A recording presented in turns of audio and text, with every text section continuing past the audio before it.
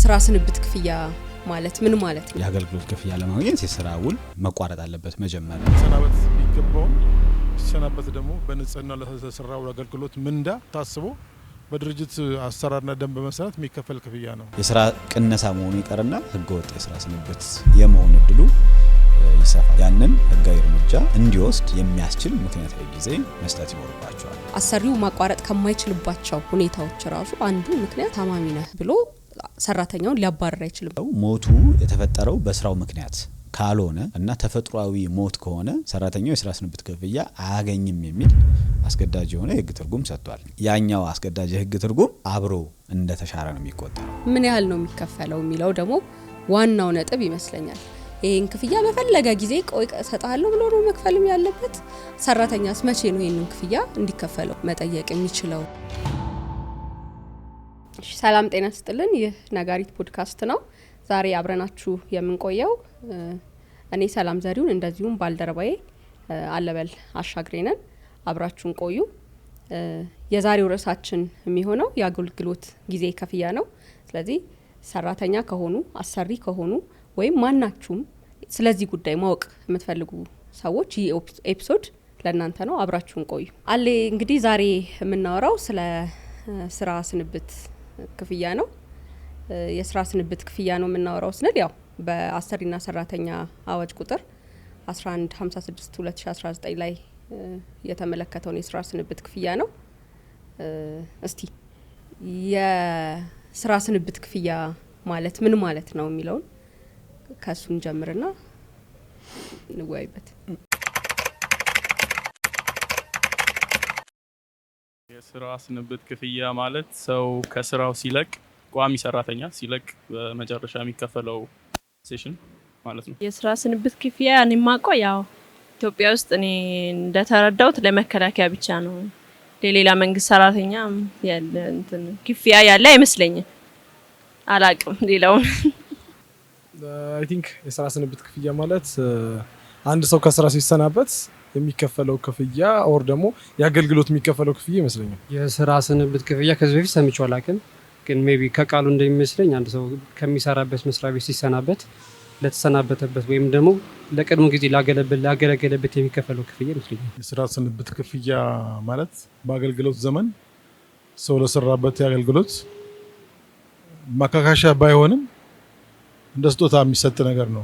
ላምፕ ሰም ፔመንት ነው፣ አንድ የሚከፈል ነገር ነው። ግን በህይወት ዘመን ማስታወሻ እንዲሆነው ዳረጎት የሚሰጥ ክፍያ ነው ማለት ነው።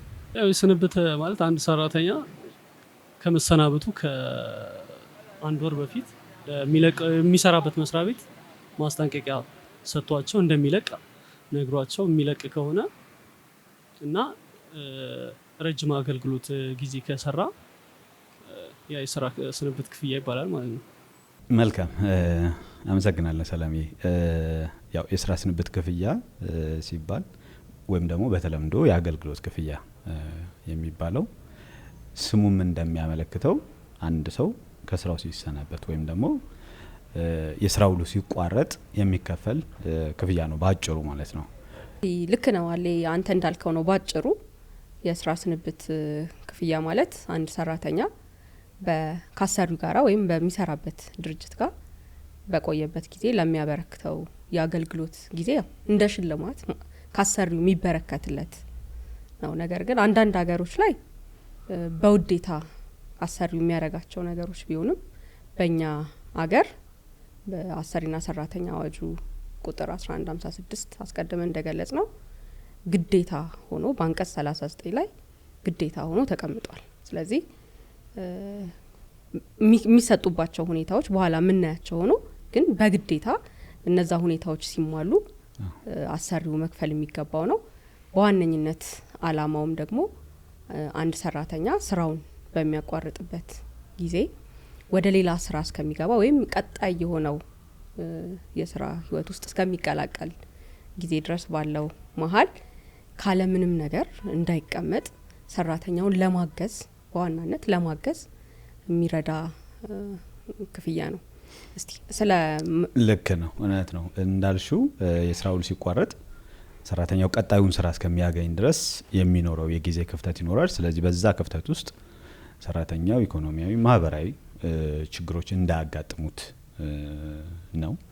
ሌላኛውና ሁለተኛው ምክንያት ብዬ የማስበው ደግሞ ሰራተኛው ለሰጠው አገልግሎት ሪኮግኒሽን መስጠትም ነው፣ እውቅናም እንደመስጠት ነው። ይሄን ክፍያ በመክፈል ማለት ነው። ስሙም እንደሚያመለክተው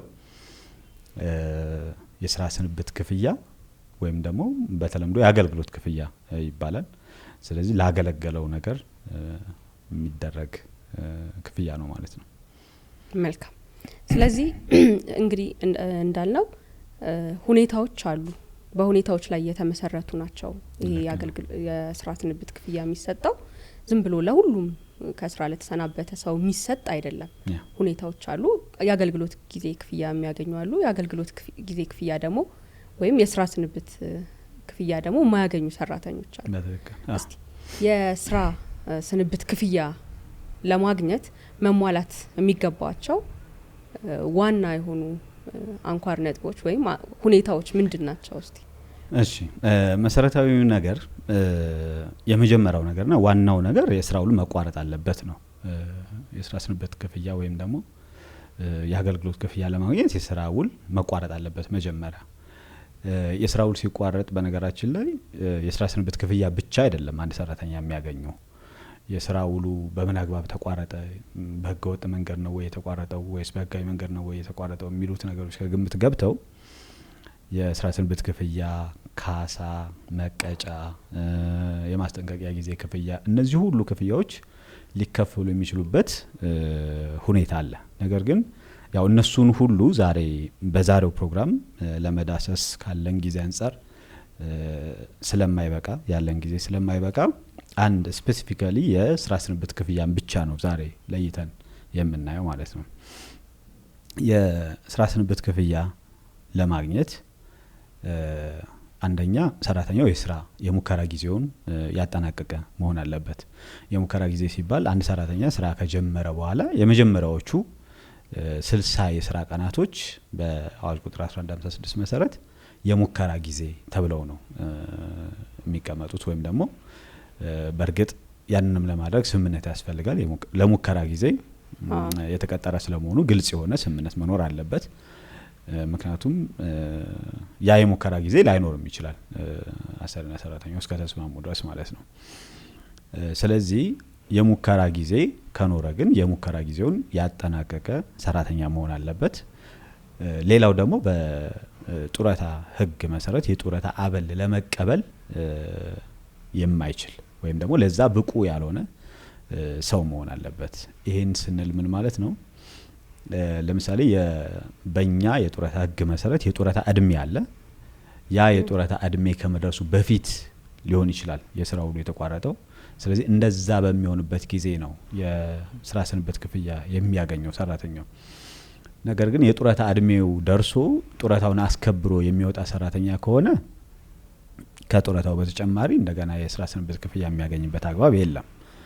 ምክንያቱም ቀደምም ከአላማው ምን ለማለት ሞክረናል፣ የስራ ስንብት ክፍያ አንደኛውና ዋነኛው አላማ ሰራተኛው የስራ ውሉ ከተቋረጠ በኋላ ያሉትን ጊዜያቶች ሌላ ስራ እስከሚጀምር ድረስ እንዳይቸገር ዋስትና መስጠት ስለሆነ ማለት ነው።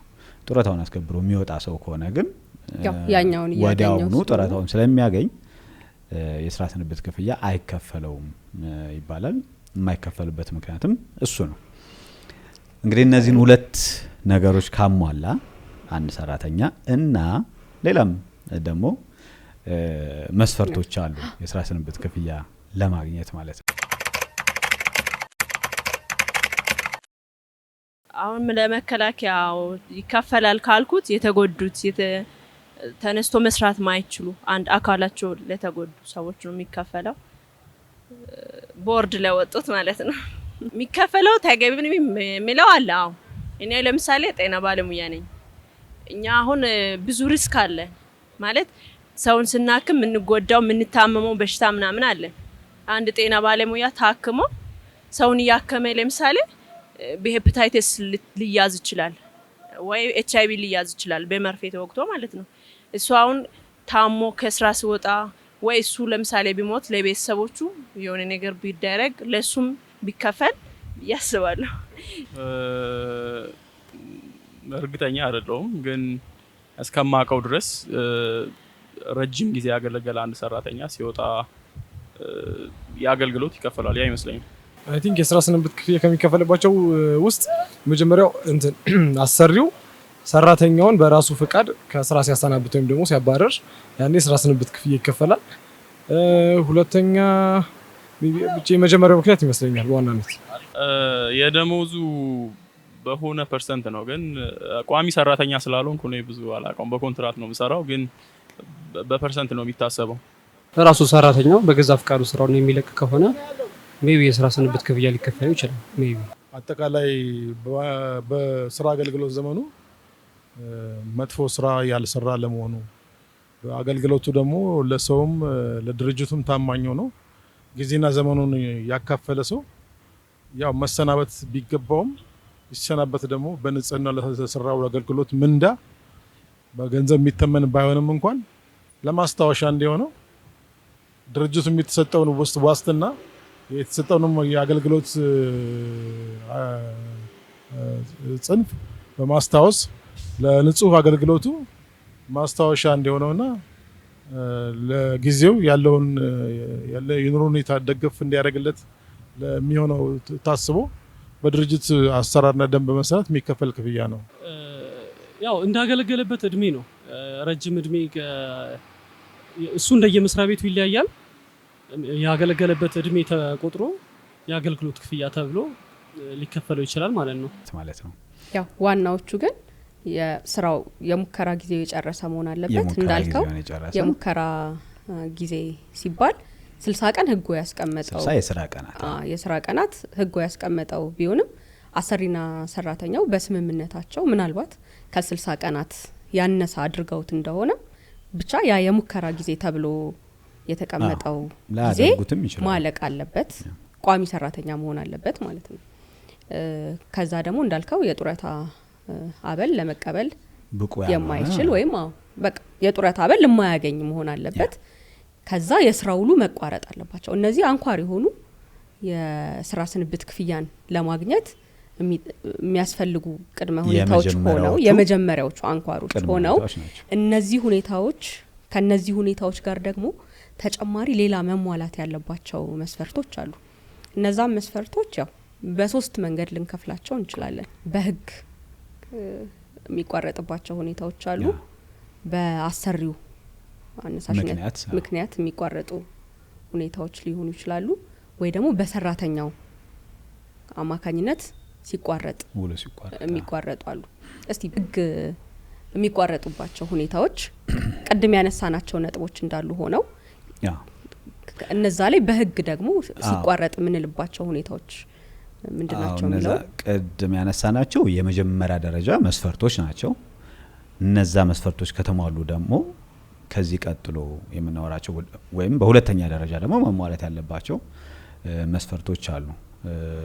ያው ቅድም በመጀመሪያ ደረጃ መስፈርቱ ላይ የስራ ውሉ መቋረጥ አለበት የስራ ስንብት ክፍያ ለማግኘት ብለናል።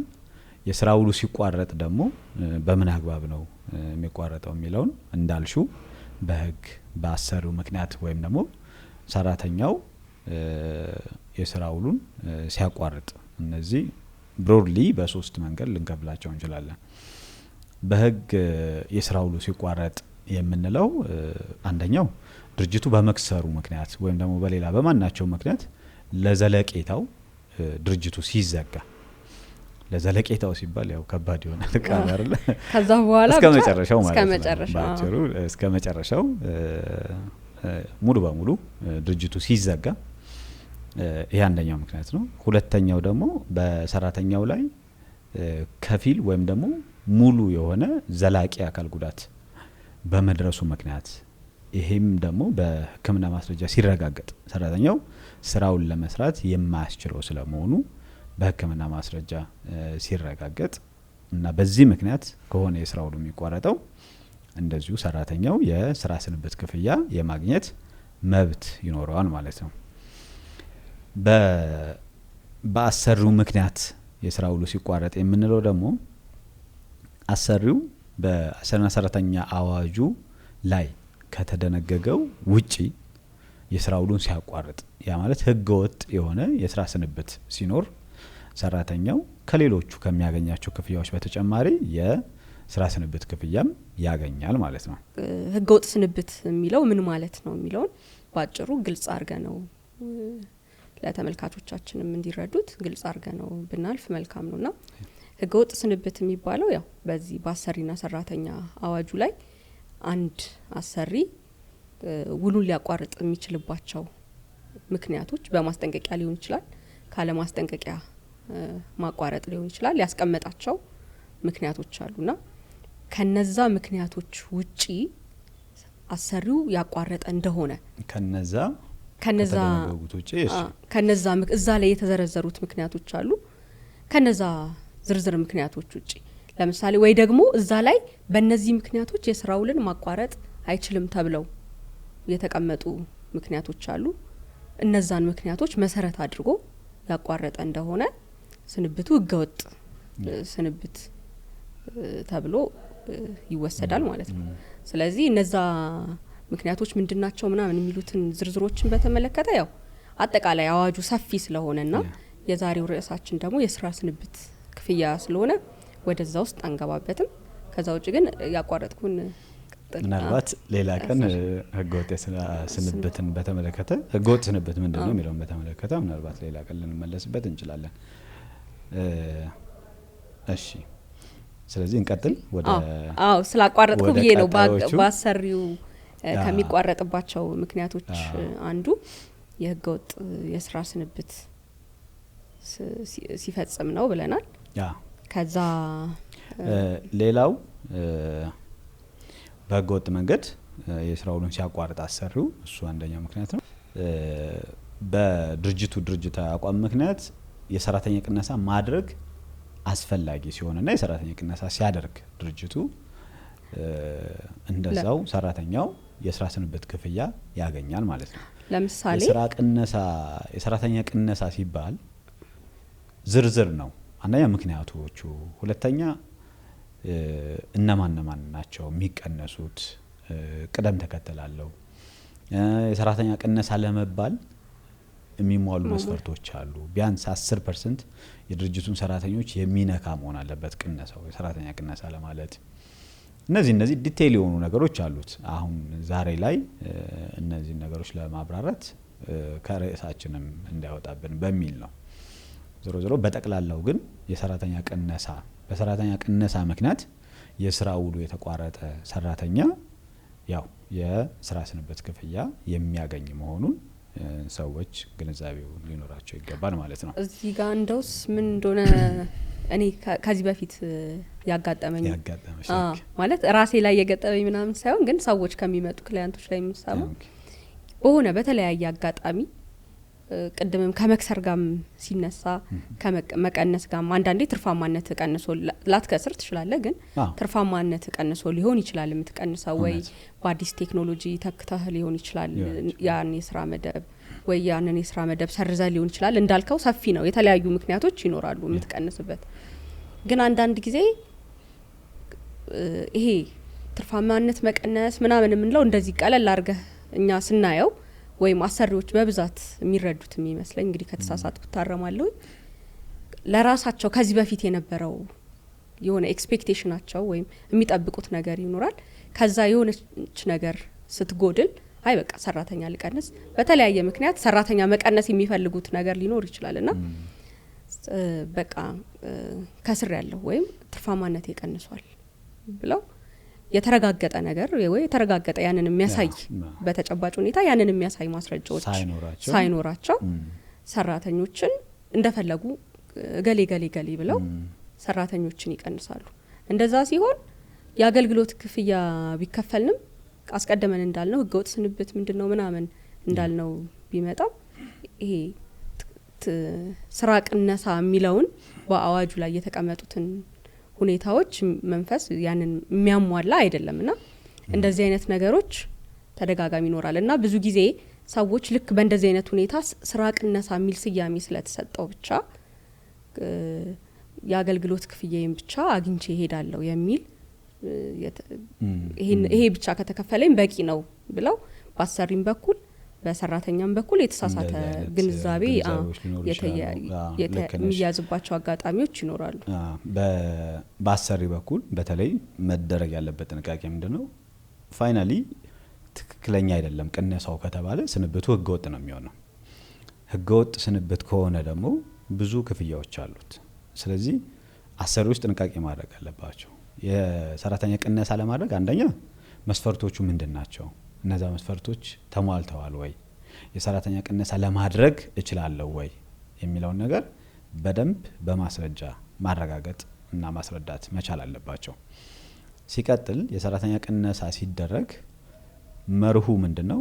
በመርህ ደረጃ የሰራተኛው የስራ አፈጻጸም ነው በዋናነት የሚታየው። ነገር ግን ተመሳሳይ የሆነ የስራ አፈጻጸም እንዲሁም ደግሞ የትምህርት ዝግጅት የስራ ልምድ ያላቸው ሰዎች ሊኖሩ ይችላሉ፣ ብዙ ሰዎች ማለት ነው። እነዛ ሰዎች ሲኖሩ ከነዛ ሰዎች መካከል ማን ነው ቅድሚያ መቀነስ ያለበት የሚለውንም በተመለከተ ህጋችን በዝርዝር ያስቀምጣል። እነከሌ እያለ መጨረሻ ላይ የሚቀነሱትን ሰዎች በዝርዝር ያስቀምጣል። ስለዚህ እነዛን መጨረሻ ላይ ነው መቀነስ ያለባቸው ተብሎ የተቀመጡትን ሰዎች ቅድሚያ የሚቀንሳቸው ቢሆን የስራ ቅነሳ መሆኑ ይቀርና ህገወጥ የስራ ስንብት የመሆን እድሉ ይሰፋል። ስለዚህ እዚህ ላይ በደንብ ጥንቃቄ ማድረግ አለባቸው። ተገቢውን የህግ ምክርም ማግኘት አለባቸው አሰሪዎች የሰራተኛ ቅነሳ በሚያደርጉበት ጊዜ ማለት ነው። ስለዚህ ይሄንን ይመስላል። እዚሁ ልታስጨርሺ ነው የስራ ቅነሳ ለሌላ ቀን እንዳልክብን እንተውና ከዛ ወደ ሶስተኛው ምክንያት እንሂድ። ሶስተኛው ምክንያት ትንሽ ሰፋ ይላል። ሰራተኛው በራሱ የስራ ውሉን ሲያቋርጥ ነገር ግን የሚያቋርጥባቸው ምክንያቶች ግን በአንድም በሌላም መንገድ ካሰሪው ጋር የተገናኙ በሚሆኑበት ጊዜ ነው።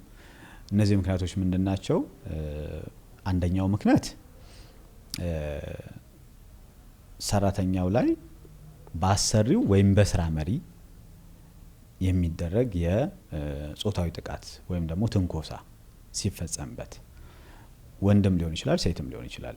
የዚህ ጥቃት ሰለባዎች ወንድም ሴትም ሊሆኑ ይችላሉ። ስለዚህ እንደዚህ አይነት ጥቃት ከተፈጸመባቸው ወይም ደግሞ በሌላ ሰራተኛ ካሰሪው ወይም ከስራ መሪው ውጪ በሆነ በሌላ ሰራተኛ ይሄ የወሲባዊ ጥቃት ወይም ትንኮሳ ደርሶባቸው ያ ትንኮሳው የደረሰበት ሰራተኛ ደግሞ ለአሰሪው ሪፖርት አድርጎ አሰሪው ተገቢውን ህጋዊ እርምጃ ሳይወስድ በመቅረቱ ምክንያት ከሆነ የስራ ውሉን የሚያቋርጠው ሰራተኛው በዚህም አግባብ ሰራተኛው የስራ ስንብት ክፍያ ያገኛል።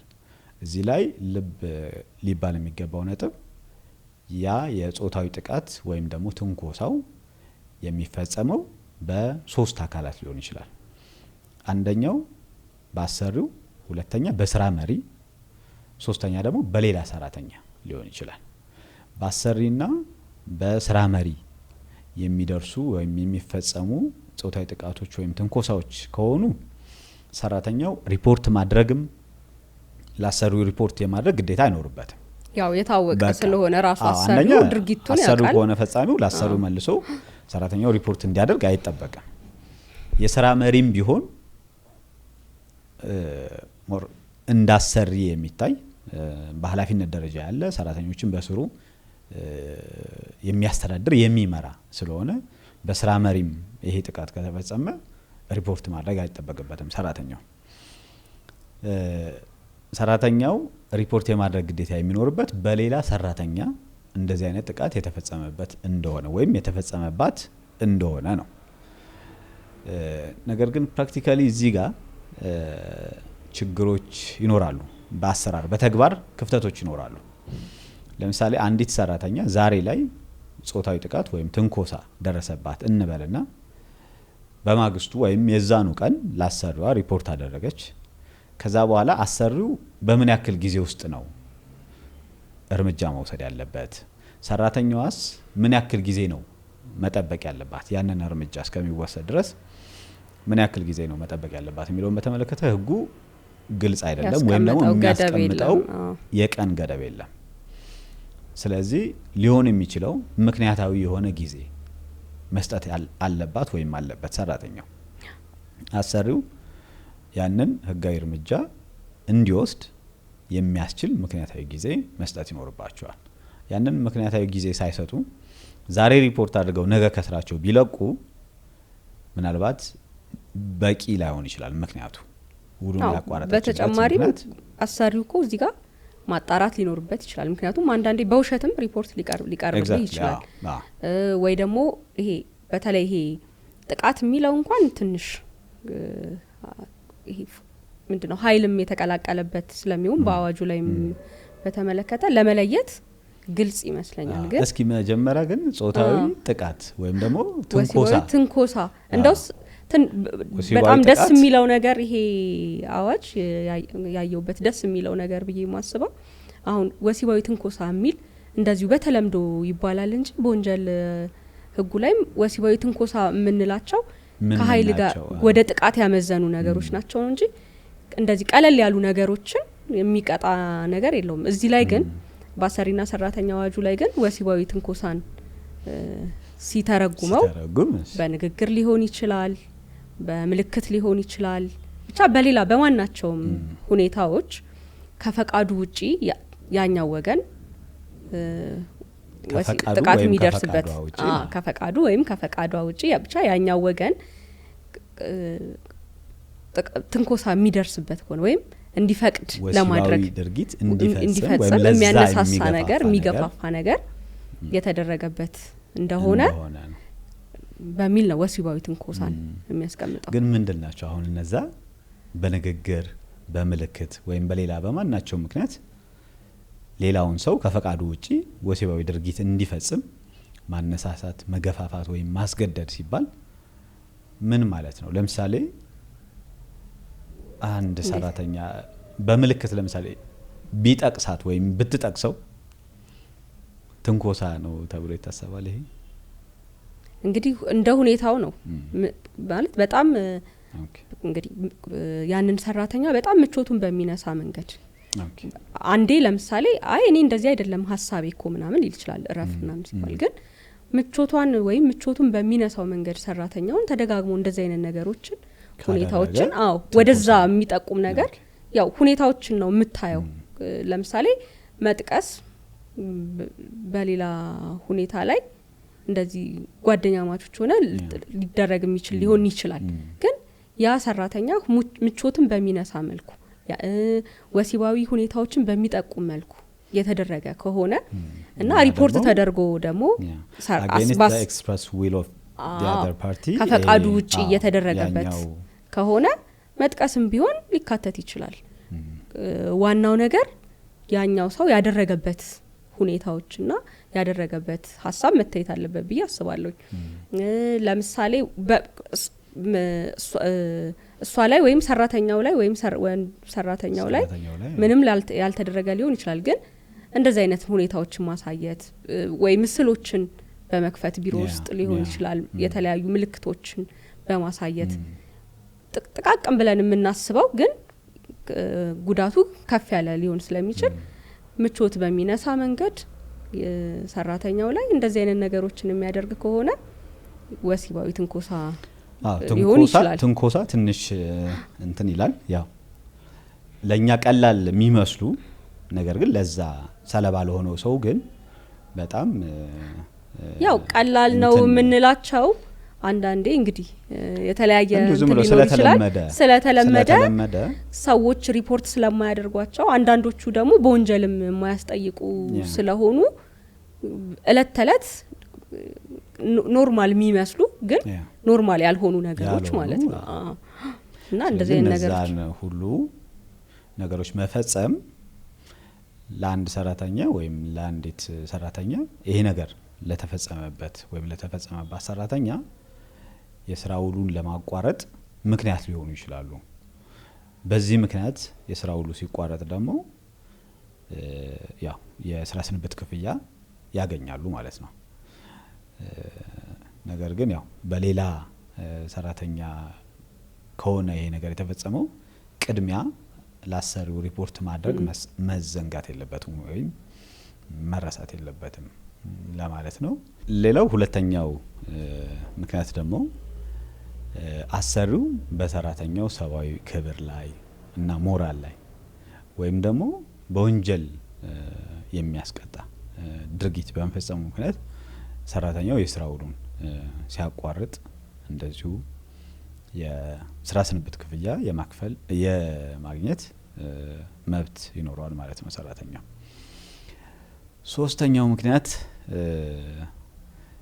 እንግዲህ የስራ አካባቢና ደህንነትን ማስጠበቅ ያሰሪ ግዴታ ነው።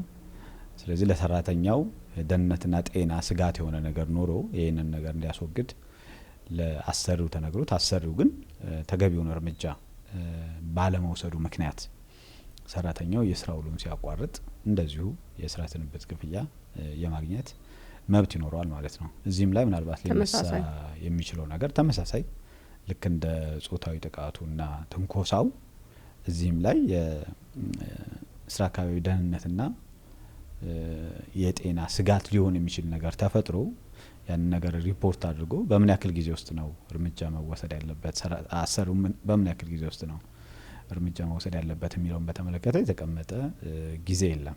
ስለዚህ ለዚህም ምክንያታዊ የሆነ ጊዜ መስጠት ይኖርበታል ሰራተኛው ነው። አሰሪውም በምክንያታዊ ጊዜ ውስጥ ይሄንን ስጋት ማስወገድ ይኖርበታል። ካልሆነና በዚህ ምክንያት የስራ ውሉ ከተቋረጠ ያው የስራ ስንብት ክፍያ የማግኘት መብት ይኖረዋል ማለት ነው ሰራተኛው። ምናልባት እዚህ ጋራ ትንሽ ግራ የሚያጋባው የጊዜ ገደቡ ሁለቱም ላይ አለመቀመጡ እንዳለ ሆኖ ቢቀመጥ ያው ለማጣራት ነገሮችን ለማስተካከል አስፈላጊ ስለሆነ ማለት ነው። እሱ እንዳለ ሆኖ ግን እስኪያሟላ ድረስ ደግሞ ገደብ ተቀምጦ እስኪያሟላ ድረስ ግን ሰራተኛው ደግሞ በምን አይነት ሁኔታ መቀጠል አለበት የሚለውም በዛው አብሮ ሊካተት የነበረበት ጉዳይ ይመስለኛል። ምክንያቱም ለህይወቱ የሚያሰጋ ፕላስ ከጾታዊ ትንኮሳ ጋርም ደግሞ ጾታዊ ትንኮሳ እየተደረገበት ወይም ጥቃት እየተደረገበት ያለ እነዚህ ምክንያቶች አሰሪው እስኪያስተካክል ድረስ ገደብ አለመቀመጡን ወይም እርምጃ እስከሚወስድ ድረስ ደግሞ ሰራተኛው ደግሞ በምን አይነት ሁኔታ ወይ በእረፍት ነው በምን አይነት ሁኔታ ነው መቆየት ያለበት የሚለውንም ከገደቡ ጋር ተያይዞ አብሮ ሊቀመጥ የሚገባው የነበረ ነው ብዬ አስባለሁ። በትክክል ምክንያታዊ ጊዜ መስጠቱ እንዳለ ሆኖ ግን ያንን ምክንያታዊ ጊዜ ለመስጠትም የማስችል ሁኔታ ደግሞ ሊኖር ይችላል። ለምሳሌ ጥቃቱ እንዳልሽው የጾታዊ ጥቃቱ ወይም ደግሞ ለሰራተኛው ደህንነት ወይም ጤንነት አስጊ የሆነ ነገር ካለም እንደዛው የአስጊነት ደረጃው በጣም ከፍተኛ ከሆነና ሰራተኛው ለአንድም ቀን ቢሆን ስራውን መቀጠል የማይችልበት ሁኔታ ካለ በአንድ በኩል ለአሰሪው እርምጃ ለመውሰድ ምክንያታዊ ጊዜ መስጠቱ እንዳለ ሆኖ ለሰራተኛውም ደግሞ በምን ሁኔታ ነው መቆየት ያለበት የሚለውንም አብሮ መሸፈን ነበረበት ህጉ። ግን ምንም የሚለው ነገር የለም አንፎርቹኔትሊ። ስለዚህ ኬዝ ባይ ኬዝ መታየት አለበት ብዬ አስባለሁ። አሰሪውም ለዚህ ነገር ነገሮቹን ከግምት አስገብቶ እንዳልሹ ሰራተኛውን ወይ በእረፍት ማቆየት ወይም ደግሞ በተሻለ መጠን ሌሎች አፋጣኝ የሆኑ እርምጃዎች መወሰድ አለባቸው የሚለው በሚገባ ያስማማል። እውነት ሌላው ከዚህ ጋር ተያይዞ ሰራተኛው ከሚያቋርጥባቸው ምክንያቶች አንዱ በህመም ወይም ደግሞ ያው ሞትን በሰራተኛው ብለን ያስቀመጥ ነው። ያው ፈልጎት የሚመጣ ባይሆንም ሰራተኛው ህመምና ሞት ግን ከሰራተኛው ጋር የተያዘ ምክንያት ነው በሚል ነው። ወይ ደግሞ 5 አመት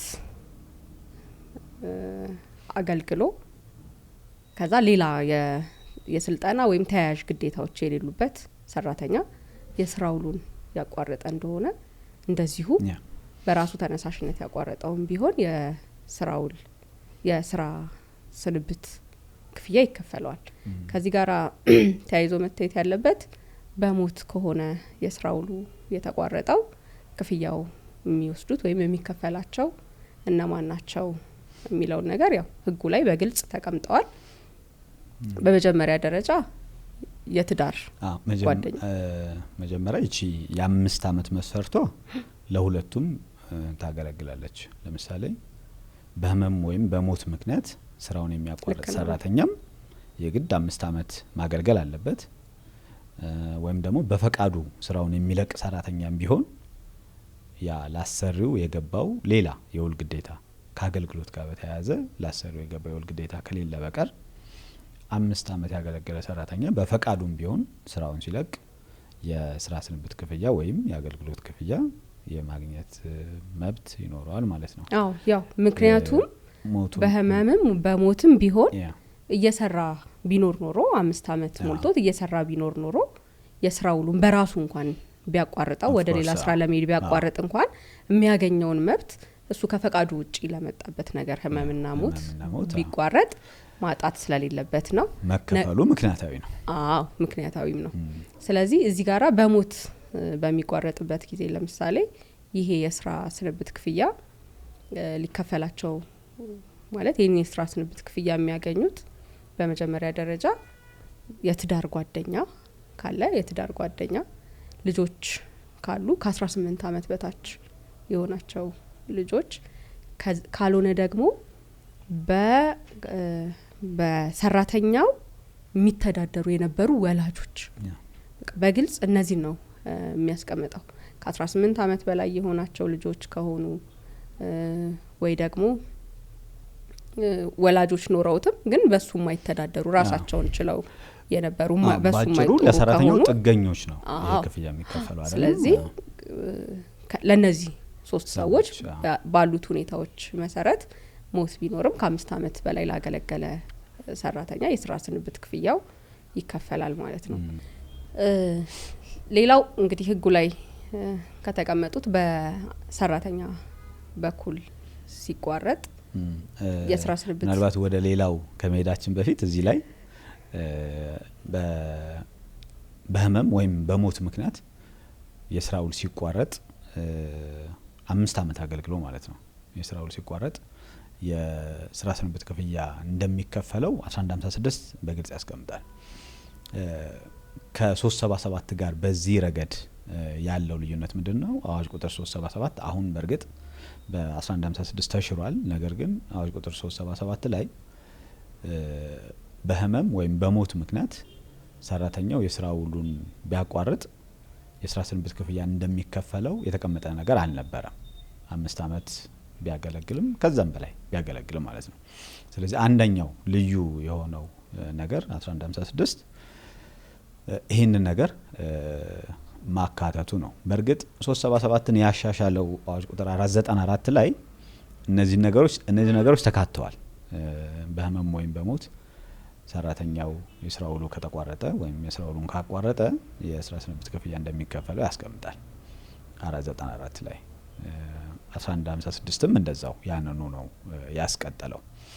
ከዚህ ጋር ተያይዞ አንድ ሰበር የሰጠው አስገዳጅ የህግ ትርጉም ነበረ። ይሄ ህግ ትርጉም ምንድነው የሚለው? ሞቱ የተፈጠረው በስራው ምክንያት ካልሆነ እና ተፈጥሯዊ ሞት ከሆነ ሰራተኛው የስራ ስንብት ክፍያ አያገኝም የሚል አስገዳጅ የሆነ የህግ ትርጉም ሰጥቷል። ነገር ግን ይሄ የህግ ትርጉም የተሰጠው በአዋጅ ቁጥር 377 መሰረት ነው። አሁን 1156 ወይም 494 ከወጣ በኋላ ወይም 1156 ከወጣ በኋላ አይደለም ይሄ አስገዳጅ የህግ ትርጉም የተሰጠው። ስለዚህ ያኛው አስገዳጅ የህግ ትርጉም ከ377 ጋር አብሮ እንደተሻረ ነው የሚቆጠረው።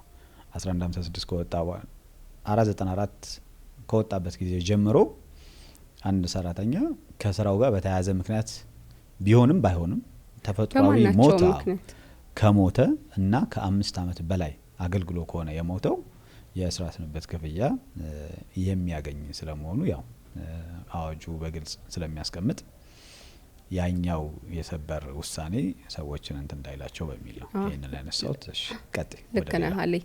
ስለዚህ የቀረን የመጨረሻው በሰራተኛ በኩል ሲቋረጥ የስራ ስንብት ሊከፈል የሚችልበት ሁኔታ ደግሞ ሰራተኛው የኤችአይቪ ኤድስ ታማሚ በመሆኑ ምክንያት የስራ ውሉን በገዛ ፈቃዱ ያቋረጠ እንደሆነ እዚህ ጋራ የ5 አመት ያገለገለ መሆኑ አለመሆኑ ከግምት ውስጥ ሳይገባ በዚህ ምክንያት ስራ ውሉን ያቋረጠ እንደሆነ የስራ ስንብት ክፍያ እንደሚከፈለው ያስቀምጣል። እዚህ ጋራ ምናልባት እንግዲህ የሚመስለኝ ካልተሳሳትኩኝ HIV ኤድስ ከባድ በሽታ ገዳይ በሽታ በሚል እሳቤ ተካተተ ነው ብዬ ነው የማስበው። አሰሪው ማቋረጥ ከማይችልባቸው ሁኔታዎች ራሱ አንዱ ምክንያት የኤችአይቪ ኤድስ ታማሚ ነህ ብሎ ሰራተኛውን ሊያባረር አይችልም ተብሎ በግልጽ ሁለት ቦታ ተቀምጧል። ሰራተኛው ደግሞ በዚህ ሁኔታ ሲያቋርጥ ሰራተኛውን ለመደገፍ እና ለማገዝ 5 አመት ሞላውም አልሞላውም የስራ ስንብት ክፍያ ሊከፈለው እንደሚገባ ተቀምጧል። ነገር ግን ከዚህ ጋር ምናልባት ያንተንም ሐሳብ ሼር የምታረገን ሆኖ እሺ የምታረገን ነው ችግር የለው።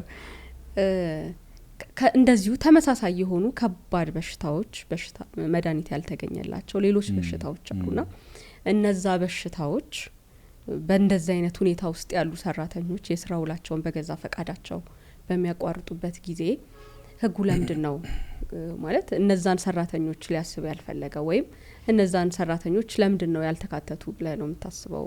እስቲ ባንተ በኩል ያለ ሊካተቱ ይገባል ብዬ ስለማስብ ነው። አንዳንድ በሽታዎች በተለይ በጣም ከባድ በሽታዎች ሌላ ቦታም ሰራተኞች ሄደው ስራ ለመቀጠል የሚያስቸግራቸው ቢያንስ ግን እንደወጡ ላገለገሉበት ዘመን በዛ ምክንያት ስራ ውላቸውን ሲያቋርጡ የስራ ስንብት ክፍያ ይገባቸዋል ብዬ ስለማመን ነው ይሄንን ጥያቄ ያነሳሁት። በትክክል ማለት ይሄን በተመለከተ ህጉ ግልጽ ነው። በርግጥ በግልጽ የኤችአይቪ ኤድስ ታማሚ ሆኖ ሰራተኛው በሱ ምክንያት ደግሞ ስራውን መቀጠል ሳይችል ቀርቶ ሰራተኛው በገዛ ፈቃዱ በራሱ ፈቃድ አሰሩ አይደለም ማቋረጥ የሚችለው። ማቋረጡ መደረግ ያለበት በሰራተኛው በራሱ ፍላጎት ማቋረጥ አለብኝ ብሎ በዚህ ምክንያት መቀጠል አልቻልኩም ካለ ብቻ ነው የሚሆነው። ያው አሰሪው ከሆነ የሚያቋርጠው እሱ ሙሉ ለሙሉ ህገወጥ ነው የሚሆነው የተከለከለም ነገር ነው በግልጽ። ስለዚህ ስንብቱን ህገወጥ ያደርገዋል። ከዚህ ጋር ተያይዞ እንዳልሽው ልክ እንደ ኤችአይቪ ኤድስ ሁሉ ሌሎች በሽታዎች አሉ ሰራተኛውን በስራው ላይ እንዳይቀጥል የሚያደርጉ ሌሎች በሽታዎች አሉ። በስራው ምክንያት ላይመጡ ይችላሉ። ሌሎች ከስራው ጋር ባልተያያዘ ነገር ግን የሰራተኛውን የመስራት አቅም በእጅጉ የሚጎዱ የሚገድቡ ሌሎች በሽታዎች ነበሩ ወይም አሉ። ስለዚህ እነዛም ነገሮች አብረው መካተት ነበረባቸው። ኦፍ ኮርስ እኔም የሚያስማማኝ ነገር ነው። ዞሮ ዞሮ ዋናው አላማ ሰራተኛው በበሽታው ምክንያት ስራውን መቀጠል የማይችልበት ሁኔታ ተፈጥሯል አልተፈጠረም ነው። ስለዚህ ከዛ አንፃር ሌሎች በሽታዎችም አብረው ቢካተቱ መልካም ነበር ብዬ አስባለሁ። ለጊዜው ግን ኤችአይቪ ኤድስ ብቻ ነው እንደ ምክንያት የተቀመጠው። ስለዚህ ሰዎች ሌላም በሽታ ክሌም አድርገው የስራውን ማቋረጥም በዚህ ምክንያት ደግሞ የስራ ስንብት ክፍያ ማግኘትም አይችሉም ለጊዜው። ወደፊት ምናልባት ህጉ ሲሻሻል ህግ አውጪው ይሄን ነገር ኮንሲደር ያደርጋል ብዬ አስባለሁ። እንግዲህ ተስፋ እናደርጋለን። ይሄው ነው እንግዲህ ምክንያቶቹ እነዚህ ናቸው። በአጠቃላይ በሶስት ከፍለን ያየናቸው ማለት ነው የስራ ውል የሚቋረጥባቸው ምክንያቶች። ስለዚህ በእነዚህ ምክንያቶች የስራ ውል ሲቋረጥ የስራ ስንብት ክፍያ ያገኛል ለአንድ ሰራተኛ ማለት ነው። እንቀጥል ወደ ቀጣዩ ክፍል። ወደ ቀጣዩ ስንሄድ ምንድነው የሚለውን አይተናል። በምን አይነት ሁኔታዎች ነው የሚከፈለው አይተናል። እነዚህ ሁላ ሁኔታዎች ከተሟሉ በኋላ የስራ ስንብት ክፍያ እያልን ነበር። ምን ያህል ነው የሚከፈለው የሚለው ደግሞ ዋናው ነጥብ ይመስለኛል። ሂሳቡ አንኳሩ ነጥብ እሱ ይመስለኛልና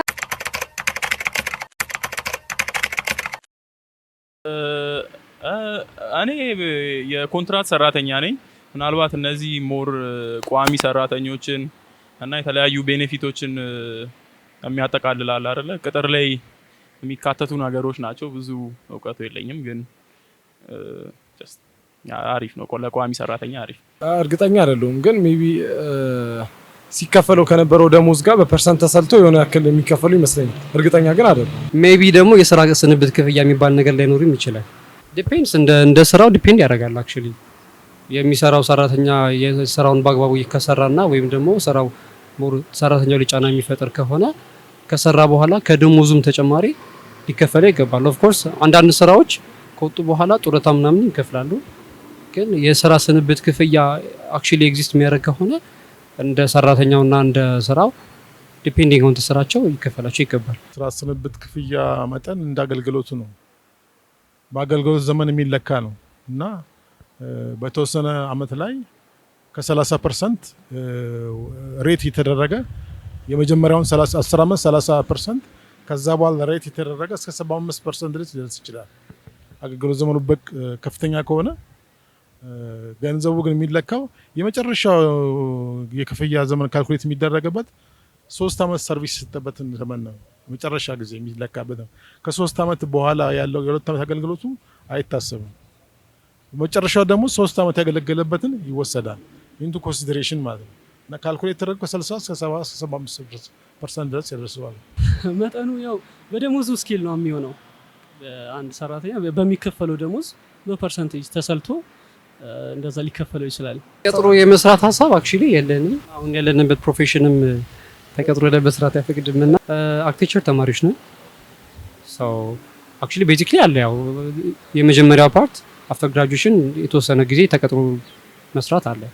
ግን እንደየሰው ደግሞ ይለያያል። ወጥቶ በራሳቸው የሚሰሩ አሉ። ወደ ሌላ ፕሮፌሽንም ደግሞ ሺፍት የሚያደርጉ ይኖራል። የትኛውም ሰው ስራ ላይ ሲገባ ሲቀጠር የራሱን ጥቅም ማስጠበቅ አለበት። ወርክ ኢንቫይሮንመንቱ የሚፈቅደውን ከገንዘብም ይሁን ከተለያዩ ፋሲሊቲዎች ያንን ማስጠበቅ ነው። ያ ነው ቀላል ሊያደርግ የሚችለው ለሰራተኛ እና ያም ከ2 አመት ደሞዝ አይበልጥም። የአገልግሎት የማግኘት መብትም አለው። በዛው ልክም ግዴታውንም የመስሪያ ቤቱን በአገልግሎት በአሪፍ ሁኔታ ካገለገለ ሁለቱም ተመጋጋቢነት አላቸው። መጠኑን እንኳን እንደ ጉዳቱ ነው። ለመከላከያዎች እኔ ትንሽ እነሱ ጋር ትንሽ ቀን ስላየሁት እንደ መጠኑ መሰለኝ እንደ ተጎዳው እንደ ጉዳቱ ማለት ነው እንጂ ለሌላው አላውቅም። ያልና በዋናነት እንግዲህ እንደየሰራህበት ጊዜ እንደየቆይታ ዘመን መሆንም አለበት ብዬ አምናለሁ። የሚሰጥህም የስራ ስንብት ክፍያም ስለሆነ ምን ያህል ነው ያገለገልከው የሚለው ከግምት ውስጥ እየገባ ነው እንትን የሚለው። እንዴት ነው የሚሆነው? የመጨረሻ ሳምንት ደሞዝህ ማለትም መጨረሻ ላይ የነበረ ደሞዝ 1 አመት ሰርተ ከሆነ በ30 ተባዝቶ ያ ማለት የ1 ወር ደሞዝህ ማለት ነው። ባጭሩ የ1 ወር ደሞዝ ባጭሩ ህጉ እንደዛ ነው የሚያስቀምጠው። ግን ባጭሩ የ1 ወር ደሞዝህ ማለት ነው። ከዛ በኋላ ደግሞ ለሰራህበት አመት ለምሳሌ 2 አመት ሰርተ ከሆነ የ1 ወር ደሞዝህ ከሱ ላይ በተጨማሪ የ1 ወር ደሞዝህ 1/3 ለምሳሌ 30,000 ከሆነ ደሞዝህ 30,000 እና ከዛ 1/3 10,000 ብር ተጨምሮ 40,000 ብር እንደዛ እያለ 30,000 ብር ሂሳቧን ቀለል አደረግሻት። 30,000 አሁን የብዙ መንግስት ሰራተኛ ለሂሳብ እንዲመቸን ነው። ያው የህግ ተማሪ ሂሳብ አይችሉም እያሉ ያሙንል ለሂሳብ እንዲመቸኝ ነው። እና ልክ እንደዛ እሷ የተደመረ የ1 አመቱ ሙሉ ደሞዝህ ነው። ከዛ በኋላ ግን ለየሰራህበት አመት 2 አመት ከሆነ 1/3 3 አመት ከሆነ 1/3 እየተጨመረች በሰራህበት አመት። ስለዚህ ለመጀመሪያው 1 አመት የ1 ወር ደሞዝ 1 አመት ላገለገለ ሰራተኛ የ1 ወር ደሞዝ፣ ከ1 አመት በላይ ላገለገለ ሰራተኛ ደግሞ ለእያንዳንዱ ተጨማሪ አመት የደሞዙን 1/3 እየተጨመረ ይከፈላል። ያ ማለት ግን አንዳንድ አሁን ብዙ አመት የሰራ ሰው ሊኖር ይችላል። 30 አመት 40 አመት የሰራ ሰው ሊኖር ይችላልና ያ ተደምሮ ከአመት ከሚከፈል ክፍያ ግን ሊበልጥ አይገባም። ከ12 ወር ክፍያ ሊበልጥ አይገባም። ነገር ግን ይሄ እንዳለ ሆኖ ቅድም ያነሳናቸው 2 ምክንያቶች አሉ። ለምሳሌ ወደሱ ከመሄዳችን በፊት የስራ ስንብት ክፍያ ለመጀመሪያው 1 አመት የ1 ወር ደሞዝ ብለናል። ከ1 አመት በታች ያገለገለ ሰራተኛ ቢኖርም ፕሮፖርሽናሊ ለምሳሌ 6 ወር አገልግሎ አንድ ሰራተኛ የስራ ስንብት ክፍያ የሚገባው ቢሆን ለመጀመሪያው 1 አመት የ1 ወር ደሞዙን የሚሰጠው ከሆነ ለ6 ወር ደግሞ ያው የአመቱን ግማሽ የ15 ቀን ደሞዙን እንደሚከፈለው ህጉ ያስቀምጣል። ነገር ግን ለምሳሌ ለመጀመሪያው 1 አመት የ1 ወር ደሞዙን ብለናል። ከዛ በላይ ላለው ለእያንዳንዱ አመት ደግሞ የደሞዙን 1/3 ብለናል። ነገር ግን አንድ ሰራተኛ ለምሳሌ 1 አመት ከ7 ወር ሰርቶ ቢያቋርጥ እንዴት ነው የስራ ስንብት ክፍያው የሚሆነው? ያው የሚሆነው ከ7 ወር ቢሆን ልክ 1 አመት በታች ለሰራተኛ ፕሮፖርሽናሊ እንደሚሰራው ሁሉ 1 አመት ከ7 ወር የሰራ ሰራተኛ ለመጀመሪያው 1 አመት የ1 ወር ደሞዝ ያገኛል። ከዛ ተጨማሪ የሰራው 1 አመት አይሞላም 7 ወር ነው የሰራው። ስለዚህ 1 አመት ቢሰራ ኖሮ 1/3 የደሞዙን 1/3 ያገኝ ነበር። ስለዚህ 7 ወር ስለሆነ የሰራው የ1/3ኛውን እንደገና በ7 ወር ፕሮፖርሽናሊ ተሰርቶ የሚከፈል ይሆናል ማለት ነው። ወደ 2 አመት ቢያደርገው አሪፍ ነበር ያጋውጩ ለአገልግሎት ክፍያ ማለት ነው። እሺ ቀጥ ወደ እነዚህ ካነሳናቸው በተጨማሪ ግን የ12 ወርም ደርሶ ሊሆን ይችላል። ብቻ ከዚህ በተጨማሪ ቅድም ካነሳናቸው ምክንያቶች ውስጥ በሁለት ምክንያቶች ውስጥ የተቋረጠ እንደሆነ ተጨማሪ የ60 ቀን ወይም ተጨማሪ የ2 ወር ደሞዙ ይጨመርለታል። እንደዛ የሚሆነው ምንድነው? አንደኛ በመክሰር ወይም በማናቸው ምክንያት ለዘለቄታው የተዘጋ ድርጅት ሆኖ የስራው ሁሉ የተቋረጠ ከሆነ፣ ሁለተኛው ደግሞ የስራ ቅነሳ ያው ቅድም ያነሳናቸው ነጥቦች እንደተጠበቁ ሆኖ በሰራተኛ ቅነሳ ምክንያት አሰሪው የስራው ሁሉን ያቋረጠው እንደሆነ ከሚያገኘው የስራ ስንብት ክፍያ በአገልግሎት ጊዜው ከሚያገኘው የስራ ክፍያ በተጨማሪ የ2 ወር ደሞዙ ተጨምሮ ይከፈለዋል ማለት ነው። ስለዚህ ያ ማለት ለምሳሌ የስራ ስንብት ካልኩሌት ሲደረግ እንደ አገልግሎት ዘመኑ በጣም ረጅም ጊዜ ያገለገለ ሰው ቢሆን ማክሲመም የሚያገኘው ክፍያ 12 ወር ነበር። ከ12 ወር ደሞዙ ሊበልጥ አይችልም ብሎ ያስቀምጣል፣ ማክሲመም ሬቱን ያስቀምጣል።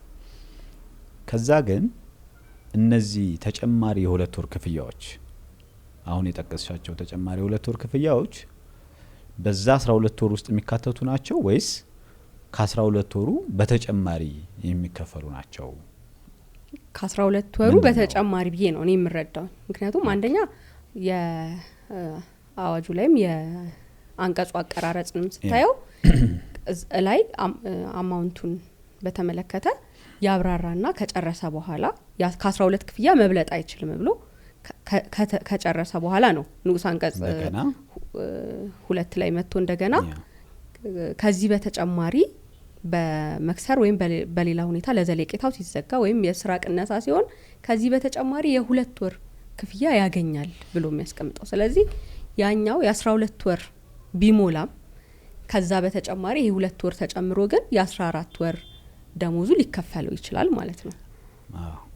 እኔም እንደዛ ነው፣ በዚህ ነው መስማማው።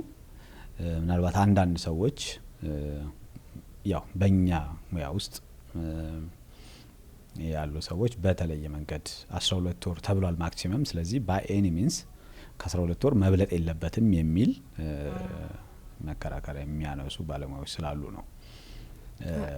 ከ12 ወር በተጨማሪ የ2 ወር ክፍያው የሚታሰበው ከ12 ወሩ በተጨማሪ ነው የሚለው ነገር ነው እኔንም የሚያስማማኝ። ስለዚህ ቶታሊ አንድ ሰራተኛ ከስራ ስንብት ክፍያ ጋር በተያያዘ ሊያገኘው የሚችለው ማክሲመም የሆነው ክፍያ የ14 ወር ደሞዝ ነው ማለት ነው።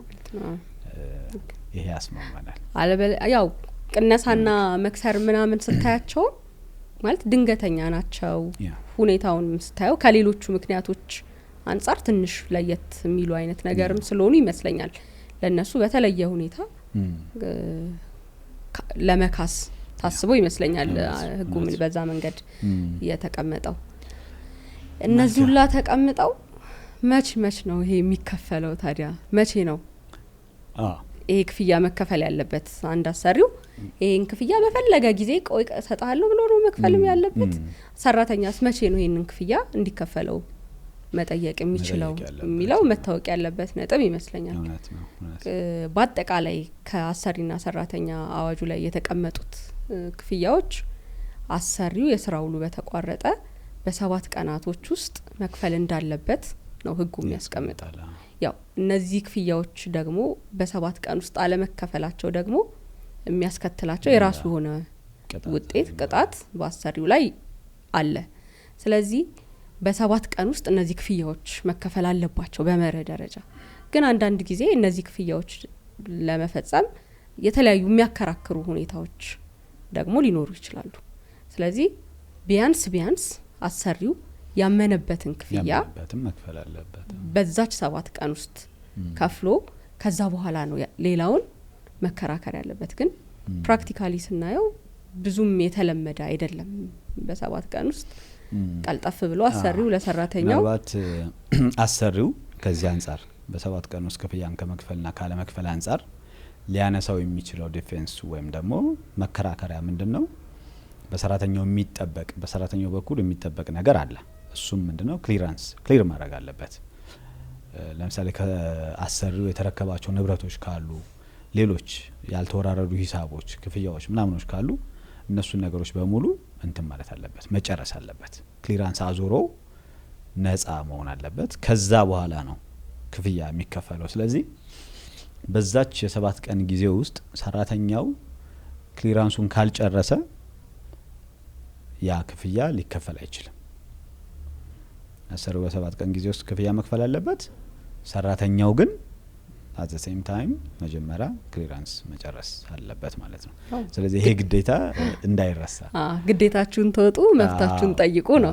መብታችሁን ጠይቁ የምትችሉት መጀመሪያ ሰራተኞች ግዴታቸውን በአግባቡ ሲወጡ ስለሆነ ማለት ነው። መልካም። ይሄ ነው ብዙ ጊዜ እንዳልሽው አሰሪዎች በዚህ 7 ቀን ጊዜ ውስጥ ክፍያ አይከፍሉም። ምናልባት ከግንዛቤ ማነስ ሊሆን ይችላል ይሄን ክፍያ የማይከፍሉት። አንዳንዴ ከካሽ ማነስም ሊሆን ይችላል። አንዳንድ ጊዜ ፋይናንሻል ምክንያቶች ሊነሱ ይችላሉ። ግን የስራ ስንብት ክፍያም ብቻ ሳይሆን ሌሎች ከስራ ውሉ መቋረጥ ጋር በተያያዘ ለሰራተኛው የሚከፈሉ ክፍያዎች በአጠቃላይ መከፈል ያለባቸው በ7 ቀን ጊዜ ውስጥ ነው። ሰራተኛው የበኩሉን ግዴታ እስከተወጣ ድረስ ማለት ነው። ካልከፈሉ እስከ 3 ወር የሚደርስ እስከ 3 ወር ደሞዝ የሚደርስ ቅጣት ሊቀጡ ይችላሉ። ክፍያውን ላዘገዩበት ሰራተኛው የበኩሉን ግዴታ ተወጥቶ አሰሪው በ7 ቀን ጊዜ ውስጥ ክፍያውን ካልከፈለው እስከ 3 ወር የሚደርስ ደሞዝ የሚደርስ ቅጣት ሊቀጡ ስለሚችሉ ያው ይህንንም ጥንቃቄ ማድረግ ይኖርባቸዋል አሰሪዎች። ይህን ይመስላል የዛሬው ፕሮግራማችን። እናመሰግናለን። የሚጨምረው ነገር ከሌለ ማለት የለም። እንግዲህ ባጭሩ የስራ ስንብት ክፍያ በአሰሪና ሰራተኛ አዋጁ ላይ ምን ይመስላል የሚለውን አይተናል። አስተማሪ ነው ብለን እናምናለን። ምናልባት ከዚህ ጋር ተያይዘው የሚነሱ ጥያቄዎች ካሏቸው ተመልካቾቻችን የሚጠይቁት ጥያቄ የሚሰጡት ሀሳብ ካለ በኮሜንት ላይ ሀሳባቸውን ማንሸራሸር ይችላሉ። የዛሬው ፕሮግራም ከተመቻቸው ከጠቀማቸው ደግሞ ለጓደኞቻቸው በማጋራት ለሚጠቅመው ሰው በመላክ ላይክ በማድረግ ሀሳባቸውን እንዲገልጹ እንዲሁም ደግሞ ምናልባት ወደፊት እኛ እንድናነሳው የሚፈልጉት ርዕሰ ጉዳይ ካለም እግረ መንገዳቸውን ጥቆማ ቢሰጡን ያው ለመቀበል ፈቃደኞች ነን። መልካም። በኮሜንት ሴክሽኑ ላይ ሀሳባቸውን ያጋሩ። ከዚህ ጋርም ተያይዞ የገጠማቸው የተለያዩ ጉዳዮችም ካሉ በሰፊው ኮሜንት ላይ ሀሳባቸውን ቢገልጹልን እንወዳለን። እናመሰግናለን።